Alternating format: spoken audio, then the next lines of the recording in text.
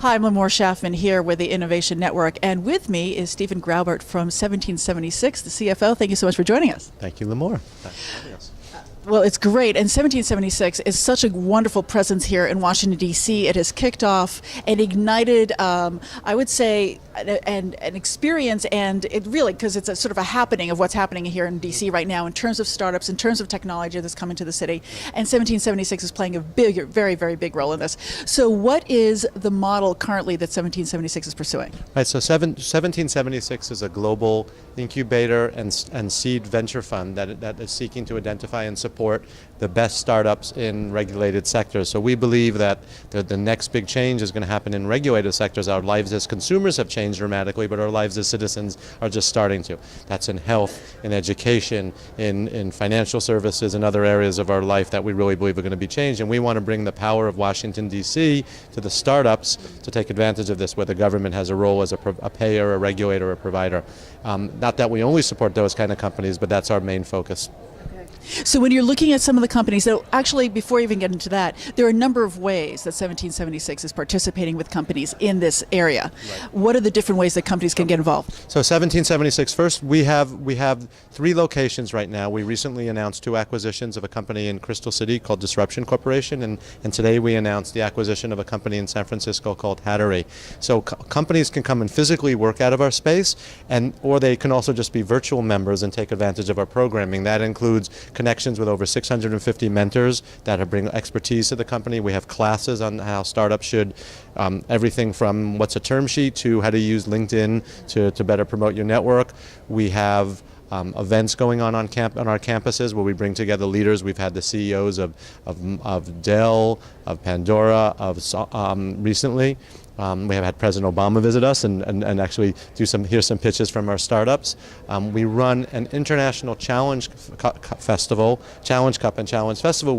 This year we went to over 20 cities around the world to identify the best companies in our 4 key sectors, and we then bring these companies back for a week-long festival in DC with a big startup competition, and we have a community events, and it's coming up in the next 2 weeks, so everyone's invited, and that's the main way.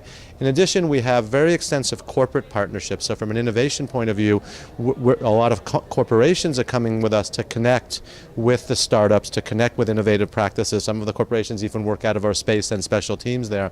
And then finally, we have a venture fund that picks and works with some of the companies that we really want to get very deep with and investing in them and really providing lots of value added to those companies.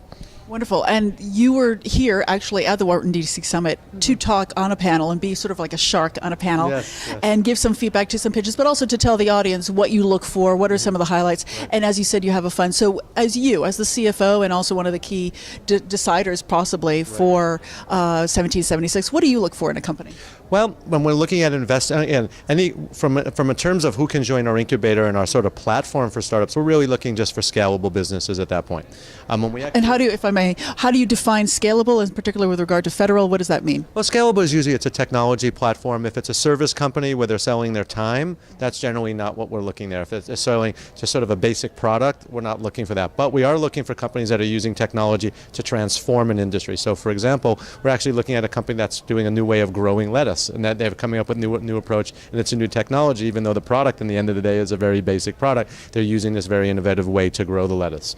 So we've gone from lettuce now to looking at high-tech sensors for buildings right now. But when we're looking for really entrepreneurs that are passionate, that are coachable, because we believe that we bring a lot of connections and advice to companies, and we want to make sure to listen, and entrepreneurs who are really persistent in getting that done. And of course, when we invest, we're looking for we'll invest with companies when they have some traction, and traction can be defined as key customers, revenue, in different ways. And then you're investing what, like $500,000 or something like that? We typically do a smaller amount on the first. We're generally the first. Our investment. We're generally the first institutional investor with the company. We often will invest with other angels. We've invested with some of the premier angels on the East and West Coast already in a number of companies. And we generally range in the 100K range for the first round is normally what we do, and then we follow up with larger rounds. But our 100K is part of a larger round. Sure. And Washington, D.C., what do you see happening here? What is the growth? What do you see really the future of Washington D.C. in this area, and with regard to innovation, but also entrepreneurship? Is this really a good place to be? Will it become increasingly so? What do you think?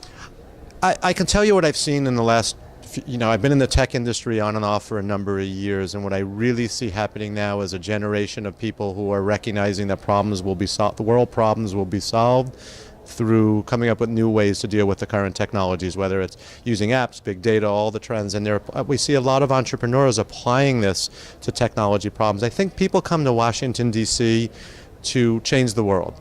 And what people are realizing, they can change the world, make money at it, and come up with really good technology and solutions. What we've discovered too is that there are people like that this next generation, this millennial generation, it's happening around the world. Wherever we go, we see entrepreneurs trying to solve world problems, realizing that the way things are going to change is through this level of change. It doesn't necessarily change, isn't necessarily going to come from the top. It's going to come from startups and people making change. The same way the social entrepreneurs are entrepreneurs seeking to change the world. Right. And make a lot of money.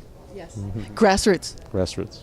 So, final word, innovation. If you were going to describe it, define it, what would you say? Wow, that's a hard question. Innovation. How would I define innovation? It's funny because my mind starts associating other words about transformation, being outside, doing something different than the way we've been doing it before, and it's part of evolution. Wonderful. So a natural, perhaps, extension of where we are? Natural part of where we are, hopefully. Wonderful. Stephen, thank you so much for joining us. Thank you.